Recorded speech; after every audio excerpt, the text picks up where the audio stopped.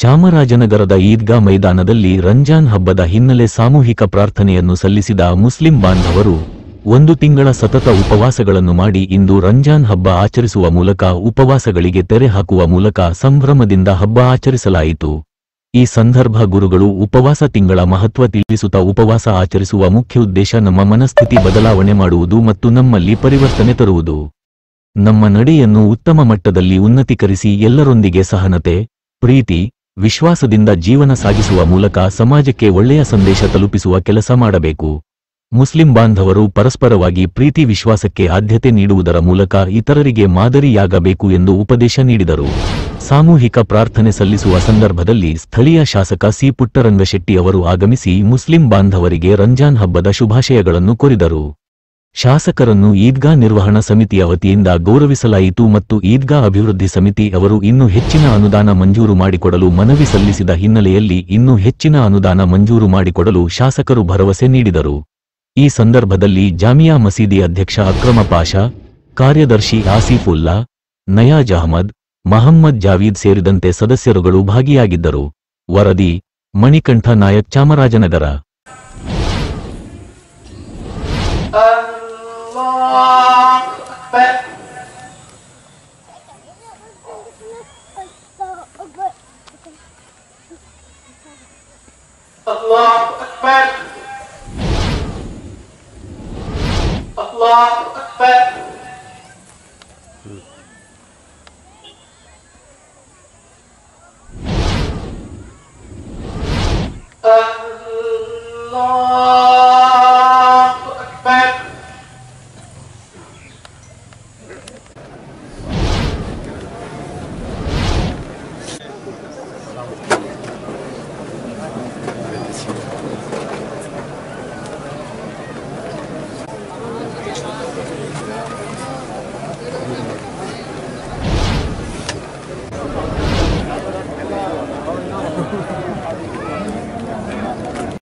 ನಿರಂತರವಾಗಿ ಉಪವಾಸವನ್ನು ಕೈಗೊಳ್ಳುವ ಮುಖಾಂತರ ಆ ಭಗವಂತನ ಎಲ್ಲ ನಮ್ಮ ಪ್ರಾರ್ಥನೆ ಮಾಡುವ ಮುಖಾಂತರ ದೇಶದಲ್ಲಿ ಸುಖ ಶಾಂತಿ ನೆಲೆಸಲಿ, ಸಮೃದ್ಧಿ ಆಗಲಿ ಅಂತ ತಾವು ಪ್ರಾರ್ಥನೆ ಮಾಡ್ತಾ ಇದ್ದೀವಿ.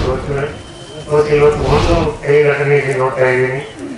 ಅದೆಲ್ಲ ಕೇಂದ್ರ ಸರ್ಕಾರ ವಿರುದ್ಧ ಏನು ಒಪ್ಕೊಂಡು ಹೊಸದಾಗಿ ಕಾಯಿಯನ್ನು ಮಂಡನೆ ಮಾಡ್ತಾರೆ. ಅದು ಮುಸಲ್ಮಾನ ಸಮಾಜದ ಅಲ್ಪಸಂಖ್ಯಾತ ಸಮಾಜಕ್ಕೆ ಮಾರ್ಗವಾಗಿರ್ತಕ್ಕಂಥ ಒಂದು ಕಾಯಿಲೆ ಆಗಿರೋದ್ರಿಂದ ಅದನ್ನು ಧಿಕ್ಕರಿಸಲು ನಾನು ಸಹ ಬೆಂಬಲವನ್ನು ಸೂಚಿಸ್ತೀನಿ. ಯಾಕಂದರೆ ನಿರಂತರವಾಗಿ RSS BJP ಸರ್ಕಾರ ಬಂದ ಮೇಲೆ ಈ ಸಮಾಜವನ್ನು ಶೋಷಣೆ ಮಾಡ್ತಿರೋದು ಖಂಡನೀಯವಾಗಿದೆ.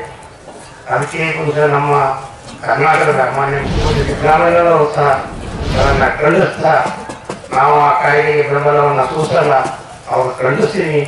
ಆ ಸಮಾಜದ ಆಸ್ತಿಯ ಬಗ್ಗೆ ಅವರನ್ನು ಕಾಯ್ಕೊಂಡು ಬಂದಿದ್ದಾರೆ. ಹಾಗಾಗಿ ಅದ್ರ ಮೇಲೆ ಯಾವುದೇ ರೀತಿಯ ಒಂದು ಕಾಯ್ದೆ ತಂದು ಅದರಿಂದ ಅದನ್ನು ಪಠಣಗೊಳಿಸ್ತಕ್ಕಂಥ ಸರಿಯಲ್ಲ ಅನ್ನೋ ಮಾತನ್ನ ಮಾನ್ಯ ಮುಖ್ಯಮಂತ್ರಿಗಳು ಹೇಳಿದ್ದಾರೆ. ಹಾಗಾಗಿ ನಾವು ಬಹುಶಃ ನಮ್ಮ ಕರ್ನಾಟಕದಲ್ಲಿ ನಾವೀಗ ಸರ್ಕಾರ, ನಮ್ಮ ಕಾಂಗ್ರೆಸ್ ಸರ್ಕಾರ ಯಾವತ್ತೂ ಅದೇ ರೀತಿ ನಮ್ಮ ನಾಯಕರಾದಂಥ ಮತ್ತು ಖರ್ಗೆಯವರು, ರಾಹುಲ್ ಗಾಂಧಿಯವರು, ಸೋನಿಯಾ ಗಾಂಧಿಯವರು, ಇನ್ನು ಅನೇಕ ನಮ್ಮ ಕಾಂಗ್ರೆಸ್ನ MP-ಗಳು ಅದನ್ನು ವಿರೋಧಿಸ್ತಾ ಇರೋದು ತಾವೆಲ್ಲ ನೋಡಿದ್ದೇವೆ. ಹಾಗಾಗಿ ನಾನು ಸಹ ಸತ್ಯನ ಖಂಡಿಸ್ತಾ ಕೈ ಮುಗಿದಾದಕ್ಕೆ ನಾನು ಈಗಾಗಲೇ ಮತ್ತೆ 10 ಲಕ್ಷ ನನಗಾಗಲೇ ಪೂರ್ಣ ಆಗಬೇಕಾಗಿತ್ತು.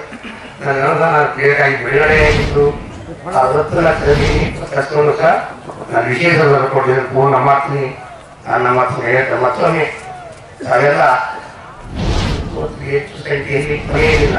ಸರಿ, ಈ ವರ್ಷದ ರಂಜಾನ್ ಹಬ್ಬದ ಪ್ರಯುಕ್ತ ಒಂದು ತಿಂಗಳು ಉಪವಾಸವನ್ನು ಕೈಗೊಳ್ಳುವ ಮುಖಾಂತರ ಇವತ್ತು ಅಂತಿಮವಾಗಿ ಭಗವಂತನ ಪ್ರಾರ್ಥನೆ ಮಾಡಿದರೆ ಈ ಒಂದು ಪ್ರಾರ್ಥನೆ ಫಲವಾಗಿ ಶಾಂತಿ ನನ್ನ ಕ್ಷೇತ್ರದಲ್ಲಿ ಶಾಂತಿ ನೆಲೆಸಲಿ ಅಂತ ನಾನು ಪ್ರಾರ್ಥನೆ ಮಾಡ್ತಿದ್ದು ನನಗೆ ಅವಕಾಶ ಕೊಟ್ಟದಕ್ಕಾಗಿ ಇಲ್ಲಿನ ಗುರುವಿಗೆ ಹೊಂದಿ ನನ್ನ ಮಾತು ಧನ್ಯವಾದ.